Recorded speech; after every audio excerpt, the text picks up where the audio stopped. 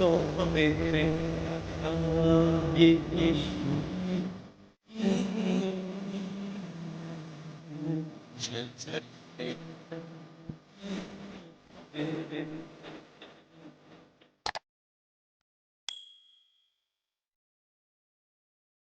ہی جہاد کا تصور ہمارے ذہنوں میں آتا ہے تو ہمارے خیالات کا مرکز وہ میدان ہوتا ہے جہاں کے خون کی ندیاں بہہ رہی ہیں، گولیاں سینوں اور بھیجوں میں پڑ رہی ہیں، دو جماعت آپس میں برسر پیکار ہوں، ایک دوسرے سے مقابلہ کر رہے ہیں، ہو کر کے تلواریں گردن لا رہے ہیں، بوس ہو رہے ہیں۔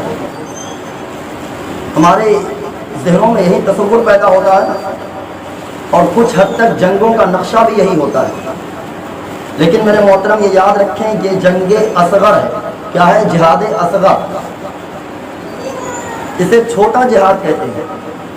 تو پھر جس میں جان کی قربانی دی جا رہی ہو یہ چھوٹا جہاد ہے، جس میں خون بہایا جا رہا ہو، جس میں خاندان کو قربان کیا جا رہا ہو، یہ چھوٹا جہاد ہے۔ تو بڑا جہاد کیا ہے؟ جہاد اکبر کیا ہے؟ جہاد افضل کیا ہے؟ تو حضرت ابو سعید رضی اللہ تعالیٰ عنہ فرماتے ہیں کہ صحابہ کرام رضوان اللہ تعالیٰ علیہم اجمعین نے ایک دفعہ آقا کریم صلی اللہ علیہ وسلم سے دریافت کیا، ای الناس افضل، آقا کون سے لوگ افضل ہیں، کون سے لوگ بہتر ہیں؟ فقال رسول اللہ صلی اللہ علیہ وآلہ وسلم، تو آقا کریم صلی اللہ علیہ وآلہ وسلم نے ارشاد فرمایا، مومن یجاہد فی سبیل اللہ بنفسہ و مالہ، وہ لوگ افضل ہیں، وہ مومنین افضل ہیں جو اللہ کی راہ میں اپنے نفس اور اپنے مال سے جہاد کرتے ہیں۔ وہ لوگ کیا ہیں؟ افضل ہیں۔ یعنی اللہ کی راہ میں نفس کے ساتھ جہاد کرنا یہ افضل ہے۔ اللہ تبارک و تعالیٰ ارشاد فرماتا ہے، ومن جاہد فانما یجاہد لنفسہ، ومن جاہد فانما یجاہد لنفسہ، نے جہاد کیا تو گویا کہ اس نے اپنے نفس کے ساتھ ہی جہاد کیا۔ آقا کریم صلی اللہ علیہ وسلم نے صحابہ کرام رضوان اللہ تعالیٰ علیہ مجمعین سے پوچھا کہ تم پہلوان کس کو کہتے ہو؟ پہلوان کون لوگ ہیں؟ تو صحابہ کرام رضوان اللہ تعالیٰ علیہ مجمعین نے فرمایا کہ پہلوان وہ لوگ ہیں جس سے لوگ پچھاڑ نہ سکے، وہ لوگ پہلوان ہیں۔ اور ہمارے ذہنوں میں بھی یہی باتیں آتی ہیں کہ بھائی پہلوان وہی ہوگا جسے لوگ پچھاڑ نہ سکے۔ تو آقا کریم صلی اللہ علیہ وآلہ وسلم نے ارشاد فرمایا، وَلَكِنَّهُ الَّذِي يَمْلِكُ عِنْدَ الْغَضَبِ، یعنی پہلوان وہ نہیں ہے کہ جسے لوگ پچھاڑ نہ سکے، بلکہ پہلوان وہ ہے کہ جو غصے کی حالت میں اپنے نفس پر قابو کر لے جائے، وہ کیا ہے؟ پہلوان ہے۔ تو پتہ چلا کہ نفس کے ساتھ جہاد کرنا اصل پہلوان ہونے کی علامت ہے۔ حضرت مولانا جلال الدین رومی رحمۃ اللہ تعالیٰ علیہ فرماتے ہیں کہ ایک دفعہ حضرت مولا علی کرم اللہ تعالیٰ وجہ الکریم اور ایک کافر کے درمیان مقابلہ ہوا۔ تو حضرت مولا علی تو مولا علی ہے، یہ تو وہ ہیں جنہیں شیر خدا کا لقب ملا آقا کی بارگاہ سے۔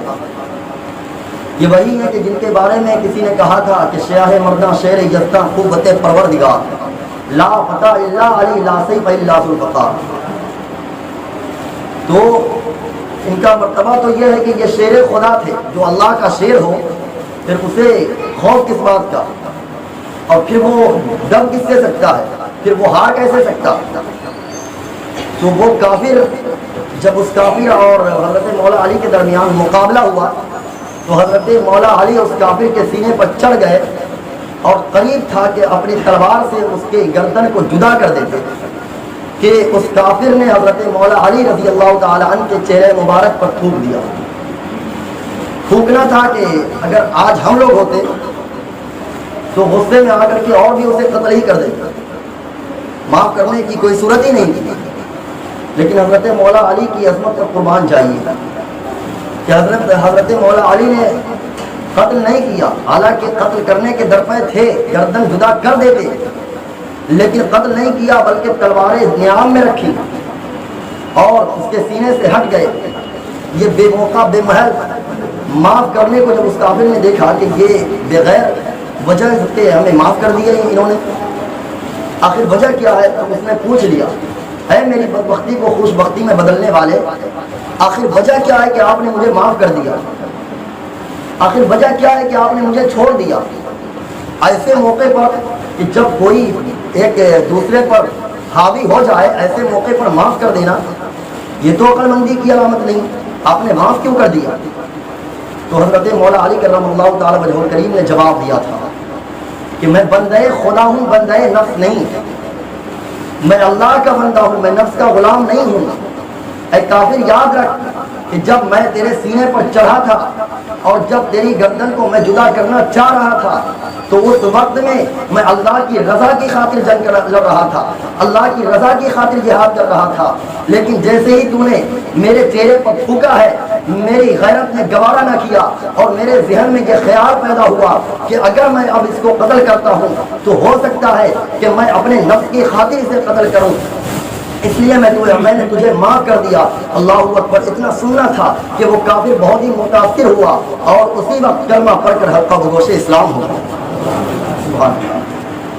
تو میرے محترم، پتہ چلا کہ انسان جب نفس کے ساتھ جہاد کرتا ہے تو یہ جہاد افضل ہے۔ ان صحابہ کرام رضوان اللہ تعالیٰ علیہ اجمعین کے بارے میں اللہ تبارک و تعالیٰ نے قرآن کریم میں ارشاد فرمایا، لا تجد قوما یؤمنون باللہ والیوم الآخر یوادون من حاد اللہ ورسولہ ولو كانوا آباءهم او ابناءهم او اخوانهم او عشیرتهم اولئک کتب فی قلوبهم الایمان وأیدهم بروح منہ۔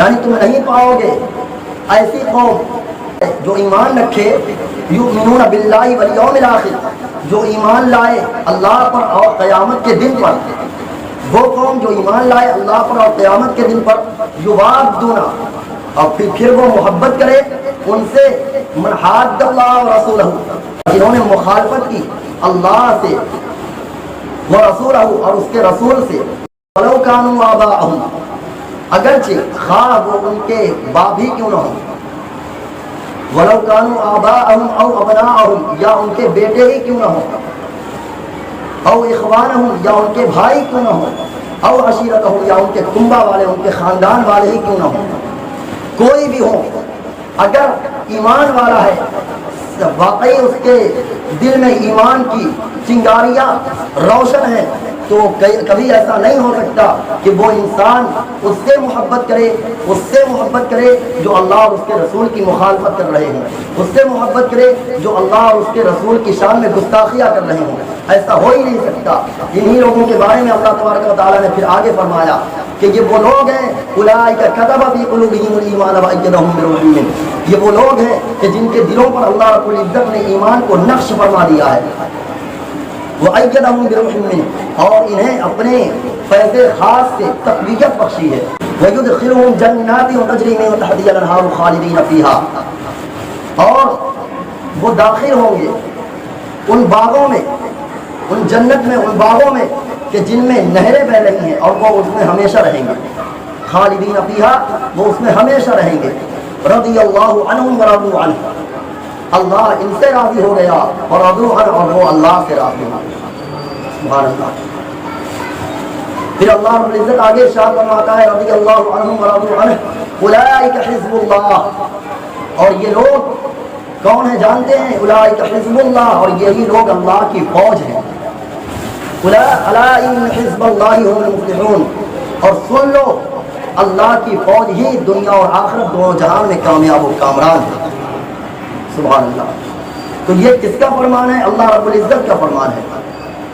اب یہاں پر ایک بات قابل توجہ ہے، یہ بات اپنی جگہ مسلم ہے کہ یہ آیت کریمہ صحابہ کرام رضوان اللہ تعالیٰ علیہ اجمعین کے شان میں نازل ہوئی، لیکن میرے محترم ایک بات بتائیں آپ کہ یہ آیت کریمہ تو صحابہ کرام کی شان میں نازل ہوئی، لیکن ہم بھی تو اسی رسول کا کلمہ پڑھتے ہیں جس رسول کا کلمہ صحابہ کرام نے پڑھا، ہم بھی تو اسی اللہ پر ایمان رکھتے ہیں جن پر صحابہ کرام رضوان اللہ تعالیٰ علیہ اجمعین نے ایمان رکھا، ہم بھی تو صحابہ کرام رضوان اللہ تعالیٰ علیہ اجمعین کے غلام ہیں، ہے نا، سچے غلام کہلانے کا دعویٰ کرتے ہیں، لیکن ذرا انصاف سے بتانا کہ ہم غلامی کا ثبوت کیا دے رہے ہیں؟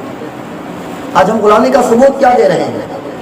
صحابہ کرام کو اللہ رب العزت نے اپنی فوج قرار دیا، تو جب ہم صحابہ کرام کے غلام ہیں اور جب ہم اللہ اور اس کے رسول کا کلمہ پڑھ رہے ہیں، اسی رسول کا کلمہ پڑھ رہے ہیں جس کا کلمہ صحابہ کرام نے پڑھا، تو گویا کہ ہم بھی اللہ کی فوج میں شامل ہو گئے ہوئے نا جی، ہم بھی اللہ کی فوج میں شامل ہو گئے۔ تو گویا اپنی خوش بختی پہ ناز کرنا چاہیے ہمیں کہ ہمیں اللہ رب العزت اپنی فوج قرار دے رہا ہے۔ آج بہت ہی افسوس ہوتا ہے کہ آج ہماری مساجد و مدارس پر حملے کیے جا رہے ہیں، آج ہماری مساجد و مدارس کو نشانہ بنایا جا رہا ہے، آج مسلمانوں کو مٹانے کی کوششیں کی جا رہی ہیں، طرح طرح کی سازشیں رچی جا رہی ہیں۔ آج قوم مسلم کو ہی نہیں بلکہ قوم مسلم کے پیشوا، قوم مسلم کے رہنما آقا کریم صلی اللہ علیہ وآلہ وسلم کو طعن و تشنیع کا نشانہ بنایا جا رہا ہے، دن دہاڑے گالیاں دی جا رہی ہیں اور ہم برداشت کرتے ہوئے نظر آ رہے ہیں۔ آج ہماری مساجد پر کلمہ کفر بولنے والے لوگ کفریہ جھنڈے لہراتے ہیں اور ہم برداشت کرتے ہوئے دکھ رہے ہیں۔ آخر کیا وجہ ہے پیارے؟ ہم تو وہ قوم تھے کہ جس کے بارے میں اللہ رب العزت نے فرمایا کہ یہی وہ لوگ ہیں جو اللہ کی فوج ہیں۔ تو جب ہم اللہ کی فوج ہیں تو آج دن دہاڑے مساجد و مدارس پر حملے ہوں اور ہم خاموش بیٹھے رہیں۔ میرے محترم، یہ بات اپنی جگہ مسلم ہے کہ ہم امن و سکون کا پیغام دیتے ہیں، لیکن اس کا یہ مطلب نہیں ہے پیارے کہ امن و سکون اس میں ہے کہ ہم پر کوئی حاوی ہو جائے، ہماری مساجد و مدارس کو نشانہ بنایا جائے، ہمارے رسول اور ہمارے اللہ کی شان میں گستاخیاں کی جائیں اور ہم خاموش ہو کر کے بیٹھے رہیں۔ یہ امن و آشتی کا پیغام نہیں ہے بلکہ یہ بے غیرتی ہے، یہ بزدلی ہے۔ یاد رکھنا پیارے، اگر کوئی قوم یہ چاہتی ہے کہ امن و سکون کے ساتھ ہم زندگی بسر کریں تو اسے چاہیے کہ وہ امن و سکون کے ساتھ زندگی بسر کرے۔ اگر کوئی قوم آپ پر حاوی ہوتی ہے تو اب یہاں پر آپ کا فرض بنتا ہے، اگر کوئی قوم اللہ اور اس کے رسول کی شان میں گستاخیاں کرتی ہے، اگر کوئی قوم مساجد و مدارس پر حملے کر رہی ہے تو اب یہاں پر آپ کا فرض بنتا ہے پیارے، آپ پر فرض بنتا ہے کہ آپ اس کا مقابلہ کریں۔ اگر عدالت انصاف سے کام نہیں لے رہی ہے تو اب ہمارا فرض بنتا ہے کہ اپنے خون سے اپنی مساجد کی حفاظت کریں، اپنے جان سے، اپنے مال سے اپنے مساجد کی، اپنے مکاتب کی، اپنے مدارس کی، اپنے عزت و ناموس کی اور آقا کریم صلی اللہ علیہ وسلم کی عزت و ناموس کی حفاظت کریں۔ یہ ہم پر فرض بنتا ہے پیارے، ورنہ یاد رکھنا ڈاکٹر اقبال نے آج سے 100 سال پہلے یہ کہہ کر کے گزر گئے کہ نہ سدھرو گے تو مٹ جاؤ گے ہندی مسلمانوں، تمہاری داستان اب تک نہ ہوگی داستانوں میں۔